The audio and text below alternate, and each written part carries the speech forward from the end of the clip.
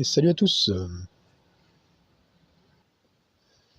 Ok, alors aujourd'hui j'ai décidé de reparler d'un truc dont c'est vrai que j'ai pas forcément parlé enfin sur ma chaîne. Et de toute manière, il n'y a pas beaucoup de gens en fin de compte qui sont prêts à entendre ces choses. C'est donc c'est ce qu'on appelle nous avec certains frères et sœurs donc le tertiel en fait. Donc moi j'ai commencé à découvrir cet enseignement. Bon, bien sûr, le Saint-Esprit avait commencé déjà à m'enseigner sur ces deux réalités, donc tertielles, ou ciel-terre plutôt. Euh, Bien sûr, en fait, comme tout le monde, hein, au tout début de la conversion, voilà, enfin, dès que tu arrives, dès que tu connais Christ, en fait, tout de suite, il t'enseigne, en fait, c'est normal, c'est la vocation de l'Esprit, de t'enseigner les choses du ciel, en fait, de te dévoiler plutôt. C'est pas parce que ça s'enseigne pas, en fait, donc ça se dévoile, ça se révèle. Apocalypsis, hein, on ôte le voile. C'est ce que ça fait normalement quand tu viens à Christ, hein, t'as les écailles qui tombent devant tes yeux en fait, hein. Tu passes comme, c'est un peu comme dans Matrix, hein, dans Matrix. Tu étais dans un monde. En fait, enfin, c'est pas que tu étais dans un monde, c'est qu'en fait tu te rends compte qu'il y a un autre monde et qu'en fait compte, tu as toujours vécu dans ce monde-là, mais que ce monde-là, il est, en fait, compte, on peut le découvrir que par l'esprit de Dieu en fait. Donc, bah, normalement, au début de ta conversion, si t'as vraiment quelqu'un qui a vraiment rencontré Christ, et malheureusement, il y a plein de gens qui se disent chrétiens et qui n'ont pas, qui ne savent pas de quoi je parle là, parce qu'ils n'ont pas vraiment rencontré Christ. Normalement, automatiquement, tu t'intéresses aux choses d'en haut. Et donc, moi, ben, comme beaucoup de gens, au tout début, c'était ça en fait. Et les premiers jours, j'étais très zélé, voilà, mais rapidement, je me suis fait ravoir par les trucs de la science, tout ça. Enfin bon, bien que ça m'a quand même aidé parce que j'ai quand même fait énormément de recherches, on va dire, scientifiques, quoi, qui m'ont quand même après été traduits côté spirituel. Donc ça m'a quand même énormément aidé de faire des recherches, on va dire, terre à terre. Aujourd'hui, avec la compréhension que j'ai du spirituel, que j'ai des écritures, ça m'aide énormément. Donc bref, donc en gros, cet enseignement-là, c'est vraiment un enseignement en fait de base normalement. Et malheureusement, cet enseignement de base-là, que vous pouvez retrouver sur d'autres chaînes, hein, comme la chaîne d'un frère là, qui bon, il a arrêté cette chaîne-là par exemple, ou d'autres chaînes. Enfin, je vous mettrai sur la description des liens de certaines vidéos. En fait, cet enseignement-là, normalement, eh ben, toute personne en fait, j'aime pas dire chrétien parce que toute personne en fait qui a rencontré Dieu en lui, eh bien, c'est la base en fait. C'est une des bases de base. En fait, il y a ça et il y a donc en fait le tertiel. Et après, du coup, ce qui en découle, c'est Christ et l'Église en fait. Et du coup, c'est le monde du cœur. Et comprendre, il y a aussi le fait de, bon, ça j'avais fait une vidéo assez poussée là-dessus, je vous laisse aller la voir sur ma chaîne, elle n'a pas beaucoup de vues. Et d'ailleurs, c'est pour ça aussi que je me permets de faire ce genre d'enseignement, parce que ce genre d'enseignement-là, normalement, on les donne plutôt en présentiel, et on les donne à des gens où on sait qu'on va suivre et que ça va être éprouvé dans leur vie, que ça va être éprouvé dans la mienne, ce que j'aurais partagé. Mais moi, en fait, sur ma chaîne, comme je sais que j'ai pas beaucoup de vues, j'ai pas beaucoup d'abonnés, vous êtes même pas, vous êtes moins de 200. Donc en fait, je m'en fiche. Et puis comme ma chaîne, moi, de toute façon, je vais l'arrêter à un moment donné, comme j'ai déjà dit. Bon, bien sûr, il me reste encore plein d'enregistrements que j'ai fait, je compte quand même les mettre, enfin en mettre une partie. Mais voilà, enfin bref, du coup, cet enseignement-là, voilà, je vais pas vous laisser trop languir. En fait, alors on peut le commencer dans... Il faut prendre les Écritures, bien sûr, il faut prendre la Bible. Bon, moi là j'ai une seconde 21, c'est pas génial, mais c'est déjà voilà, c'est la base, quoi. Déjà pas mal. Vous pouvez prendre n'importe quelle version, hein, de la Bible, même si vous avez une version plus littérale, c'est même mieux, hein, comme par exemple la André Chouraki, ou je sais pas moi, ou la Summer. Enfin, la Summer, elle est pas tout le temps bien, mais bon, des versions qui respectent plus, disons, qui traduisent mieux certains mots qui ont été détournés dans la Bible, comme la Summer, elle est bien. Ou par exemple, bon, la Darby, moi je recommande pas forcément parce que je dirais plutôt la Westerwald, par exemple, ou la Martin. Ils sont pas mal. Mais là, le second 21, la version 2007 est bien parce qu'elle traduit bien la pensée, par contre, de l'époque. Elle modernise bien les mots, donc du coup, on comprend mieux. Après, parfois, elle est pas forcément bien, vraiment. Et bon, du coup, si vous l'avez pas vu, je vous conseille quand même d'aller voir mes enregistrements sur qu'est-ce que la Bible, de quoi parle-t-elle, et voilà, les enregistrements sur le fait que où je vous démontre en fait que la Bible n'est pas la parole de Dieu, que la Bible a bien été falsifiée, tout ça, hein, pour vous montrer que ça s'appuie pas premièrement sur les Écritures, mais sur l'inspiration qu'il y a derrière et ce que l'on en tire, ce que l'on en vit, d'accord? Donc en fait, dans Genèse 1:1, donc c'est écrit, donc au commencement, Dieu créa le ciel et la terre. La terre n'était que chaos et vide, et il y avait des ténèbres à la surface de l'abîme, et l'Esprit de Dieu planait au-dessus de l'eau. Donc alors, pour tous ceux qui ont une vision de la Terre boule, là, avec un espace, etc., euh, alors en fait, le truc, c'est que peu importe la vision physique de la Terre que vous avez, ce qui est bien avec cet enseignement-là, c'est qu'il passe. Par contre, quand vous rentrez, vous commencez à vous poser certaines questions en profondeur. Alors, pour les aînés qui m'enseignent, eux, ils vont dire que ça pose pas de problème. Mais moi, j'ai entendu des gens qui m'ont posé certaines questions et ils sont bloqués à cause de la vision qu'a donnée la NASA. Et parce que l'esprit qui est derrière la NASA, il savait ça. Donc quand on vous dit par exemple au commencement Dieu créa le ciel et la terre n'était que chaos et vide, il y avait des ténèbres à la surface de l'abîme et l'esprit de Dieu planait au-dessus de l'eau. Déjà là, en fait, si tu commences, si tu es trop scientifique déjà, trop scientifique calé dans les trucs des planètes, tout ça, déjà tu vas avoir un bug là. Parce que déjà on te dit, Dieu il a créé seulement là ici le ciel. En fait, la vraie traduction c'est les cieux et la terre. Il a créé les cieux, donc au pluriel, c'est Shamaïm, je crois. Et la terre, ici c'est Eretz. Donc la terre Eretz, ça peut être traduit aussi comme la terre d'Israël. On peut la prendre comme la terre, le monde habité, mais premièrement, c'est premièrement traduit par Eretz, donc c'est la terre d'Israël. Donc ici en clair, donc ce qu'on va nous dire nous, donc dans les enseignements des années qui portent vraiment du fruit, qui ont porté du fruit. D'ailleurs il y a Curry Blake, et je pense qu'il a aussi la compréhension de ces choses-là, des John G. Lake, etc., qui sont décédés. Donc ce qu'on voit ici, c'est qu'en fait Dieu il a créé deux mondes. Et petit aparté, ici quand on dit en fait que Dieu créa le ciel et la terre, donc ici on n'a pas forcément le dévoilement de Jésus, mais vous allez voir, on va y venir petit à petit. Mais on peut déjà aller voir en fait par exemple dans le psaume, pas le psaume, pardon, dans Ésaïe 66. Donc Ésaïe 66, donc au verset 1. Donc au verset 1, ça dit, donc voici ce que dit l'Éternel, donc il dit, le ciel est mon trône, d'accord, donc il dit, le ciel est mon trône, ok. Et la terre, mon marchepied. D'ailleurs, il y a une chanson d'ailleurs comme ça, hein. Le ciel est mon trône, la terre, mon marchepied, et la terre, ton marchepied. Bon, enfin, ça, c'est des musiques que vous ne connaissez pas forcément, puisque ce sont des musiques de frères et sœurs que je connais personnellement, qu'on peut retrouver que sur SoundCloud ou ailleurs. Donc, et la terre, mon marchepied. Il dit, quelle maison pourrez-vous me construire et quel endroit pourrait être mon lieu de repos? Alors là, on pourrait rentrer en plus dans un autre enseignement qui est aussi pour moi un des enseignements de base, donc c'est la maison de Dieu. Mais on va pas rentrer là-dedans. Là, ce que je voudrais juste vous mettre en lumière, c'est que ici, en fait, si Dieu, donc l'Éternel, le Tout-Puissant, il dit l'Éternel, il dit donc le ciel est mon trône. Enfin, en fait, encore une fois, là, c'est mal traduit parce que ce sont les cieux. En fait, les cieux sont mon trône et la terre mon marchepied. Donc, est-ce que quelque part sur Terre, tu vois un pied géant qui apparaît là, d'accord? Est-ce que tu vois un pied géant, je sais pas moi, tu vois un pied quelque part sur Terre? Ou est-ce que tu vois dans le ciel, et là encore une fois, bah forcément, si tu as le dévoilement de. T'as un faux dévoilement, en fait, tu as la compréhension du monde comme la NASA veut te le faire croire avec un espace infini, nanana.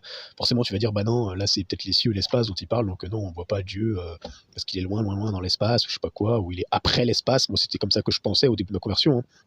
Alors que non, en fait, tu as aussi un ciel, tu as le ciel spirituel qui est partout, mais premièrement, le ciel, je vais vous montrer qu'il est au-dedans de toi. Mais tu as aussi un ciel plasmique qui est au-dessus, qui est vraiment au-dessus, entre guillemets, physiquement. On peut pas parler de physique à ce niveau-là, c'est plutôt de la métaphysique. Bref, je vais pas rentrer dans ces choses-là. Mais bon, en tout cas, quand tu lèves les yeux vers le ciel, tu vois pas Dieu. D'accord? Tu vois pas un Dieu physique, et tu peux chercher partout sur la Terre. On n'a pas trouvé une espèce de pied géant, voilà, d'un mec, je sais pas moi, d'un géant de plusieurs kilomètres de hauteur, qui serait Dieu, tu vois. Donc voilà, donc déjà on voit ici que Dieu, bah, il n'est pas terrestre, hein. Et on voit ici clairement que donc, les cieux dont il parle là et la terre, c'est pas, premièrement, toi comme tu l'entends. Ce sont deux réalités, en fait. Alors, je ne vais pas parler de deux dimensions, parce qu'il y a beaucoup de confusion entre les dimensions, les réalités, les mondes et tout ça. Voilà. Bon, pour moi, ce sont, je dirais, deux plans, ou deux réalités, on peut dire aussi. Maintenant, on va revenir dans Genèse 1. Donc, Genèse 1, à partir du verset 2. Donc, la terre n'était que chaos et vide, il y avait des ténèbres à la surface de l'abîme, et l'Esprit de Dieu planait au-dessus de l'eau. Donc, Dieu dit. Bon, là, vous allez voir, on va sauter des versets, hein. Déjà, on va lire le verset 3. Donc, Dieu dit qu'il y ait de la lumière, et il y eut de la lumière. Dieu vit que la lumière était bonne, et il sépara la lumière des ténèbres. D'accord? Ou d'autres versions, je crois, disent la lumière de la nuit. Et donc, il sépara la lumière des ténèbres, ou de l'obscurité, bref. Dieu appela la lumière jour, c'est très important à retenir ça, et les ténèbres nuit. Et il y eut un soir, et il y eut un matin. Et si vous regardez, à chaque fois, chaque jour, et on va aller directement au 4e jour, chaque jour se finit un matin. Il y eut un soir et il y eut un matin. Ce fut le premier jour. Ok, ce fut le premier jour. D'accord. Ensuite, je vous laisse lire le reste et on va aller jusqu'au verset 14. Où là, ça nous dit Dieu dit qu'il y a des luminaires dans l'étendue du ciel pour séparer le jour de la nuit. Ils serviront de signes pour marquer les époques, les jours et les années, ainsi que de luminaires dans l'étendue du ciel pour éclairer la terre. Et cela se passa ainsi. D'accord? Donc Dieu fit les deux grands luminaires. Donc on va voir que c'est la lune et le soleil, hein. Donc le plus grand, donc il fait deux grands luminaires apparemment, donc ils sont tous les deux grands. Ça c'est bon, ça c'est encore autre chose. Je vais pas rentrer là-dedans encore une fois, ce serait compliqué à expliquer. Ce serait pas compliqué, mais ce serait trop long. Le plus grand pour présider au jour et le plus petit pour présider à la nuit. Donc on nous dit que c'est deux grands luminaires. En fait, compte, je pense que c'est c'est grand en éclat en fait. Ils ont la même taille en fin de compte. Bref. En termes de clarté, ils ont la même taille, tout comme exactement le soleil et la lune, entre guillemets, physiques. D'accord? Et encore une fois, la NASA veut vous faire croire que le soleil et la lune n'ont pas la même taille, alors que c'est un gros mensonge. Voilà, c'est pour ça que moi je préfère beaucoup plus ma version, ma vision du monde, hein, du monde terrestre, enfin, en tout cas du monde de l'univers, parce que ça reflète beaucoup plus les choses d'en haut.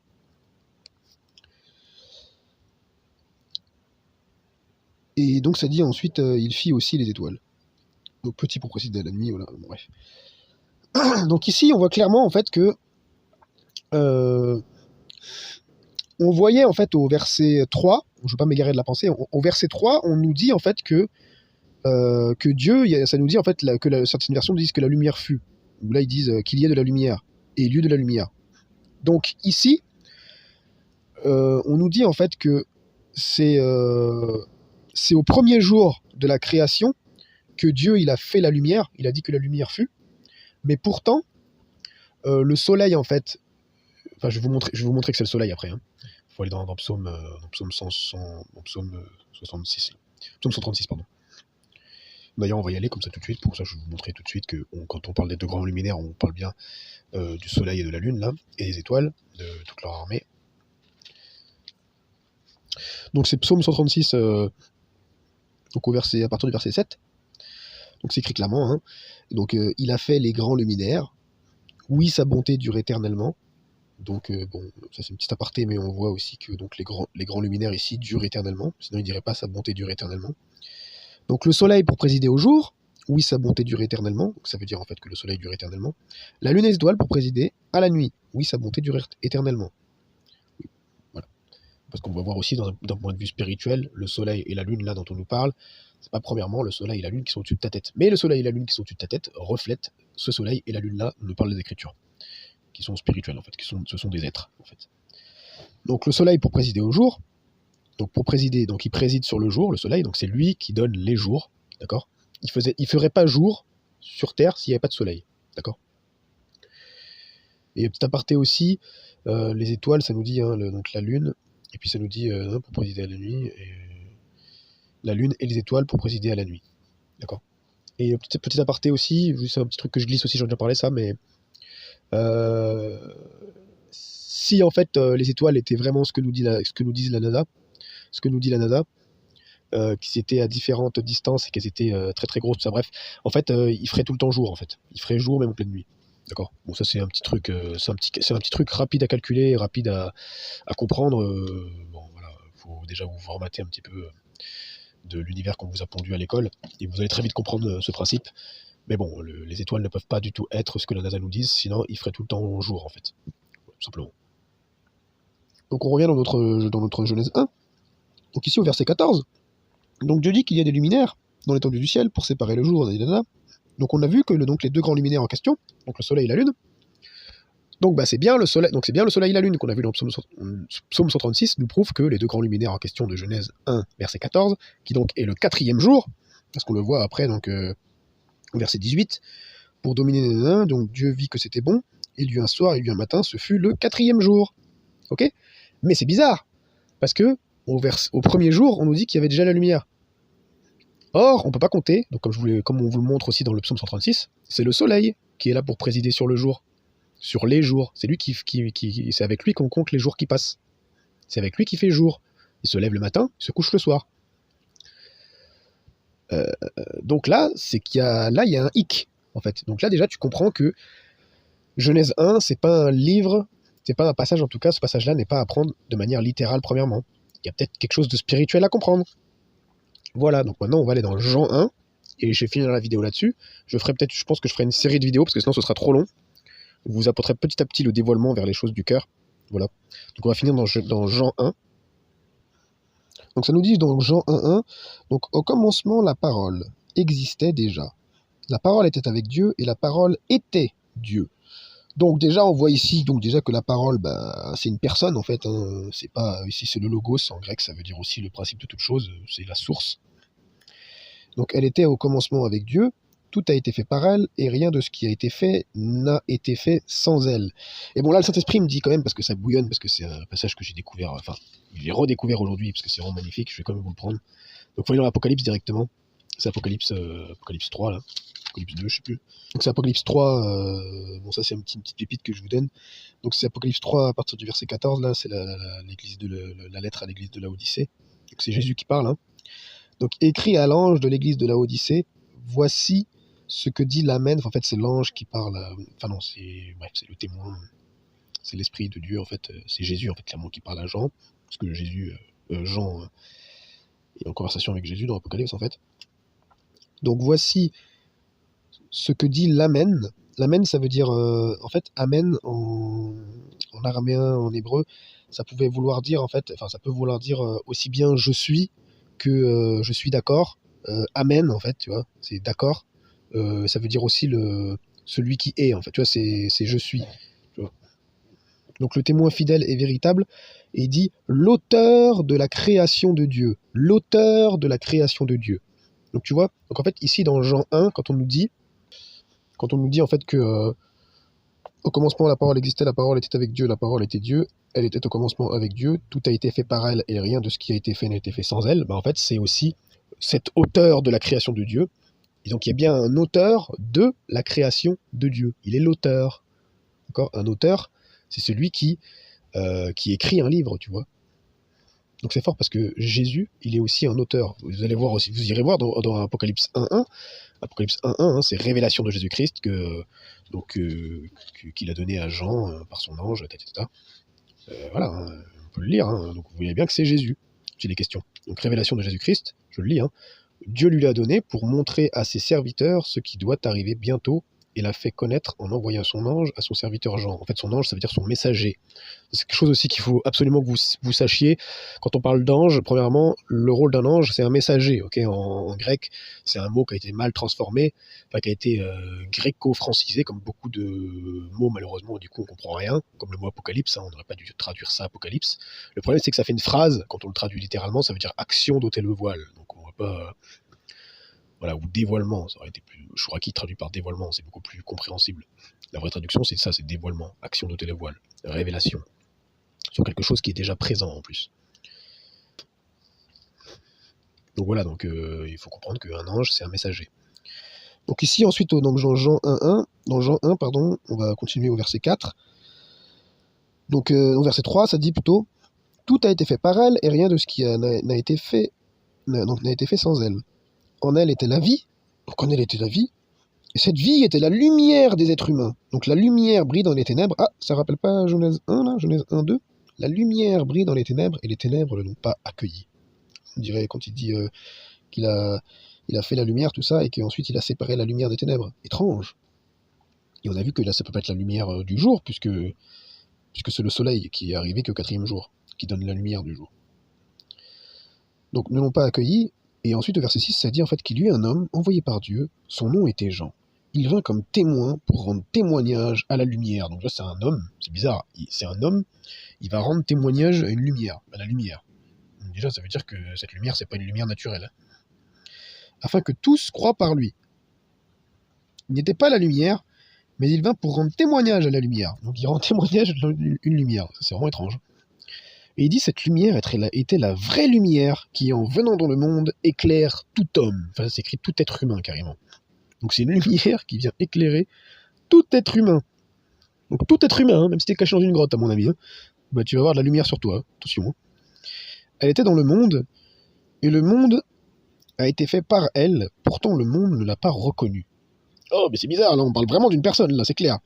Elle est venue chez les siens, donc là, elle est venue carrément chez les siens, et le mot là, venue, c'est halak, en hébreu, ça veut dire c'est marcher. C'est le même mot qu'on retrouve dans Genèse 2, là, Genèse 3, là, Genèse 3, quand il y a l'éternel Dieu, la voix de l'éternel Dieu qui parcourait, qui marchait en fait dans le jardin. C'est le même mot. Donc elle est venue chez les siens, et les siens ne l'ont pas accueillie. Ou certaines versions, je crois, disent ne l'ont pas reconnue. Non, c'est au-dessus, il dit le monde ne l'a pas reconnue. Et là, le monde en question, là, c'était le monde israélocentrique. Et verset 12, mais à tous ceux qui l'ont accepté, à ceux qui croient en son nom, elle a donné le droit de devenir enfants de Dieu, puisqu'ils sont nés non du fait de la nature, ni par une volonté humaine, ni par la volonté d'un mari, mais qu'ils sont nés de Dieu. Donc ça veut dire que quand tu acceptes cette lumière-là, qui est venue, eh bien en fait, tu deviens enfant de Dieu, mon ami, c'est merveilleux. C'est quoi cette lumière?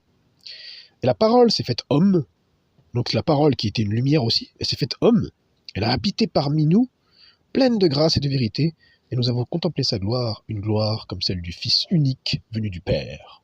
Donc le comme là, hein, c'est plus que comme nous on l'entend, hein, c'est une gloire en fait qui en gros est celle du Fils unique venu du Père. Jean lui a rendu témoignage et s'est écrié, c'est celui à propos duquel j'ai dit, celui qui vient après moi m'a précédé, car il était avant moi.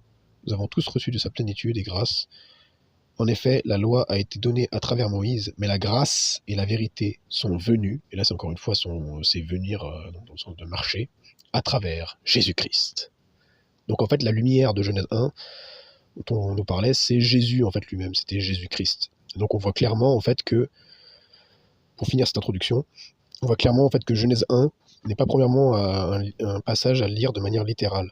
On nous parlait en fait ici d'une autre création, d'accord, d'une autre réalité, qui dévoile la personne de Jésus-Christ comme étant la lumière, comme étant la parole, comme étant le jour, etc. etc.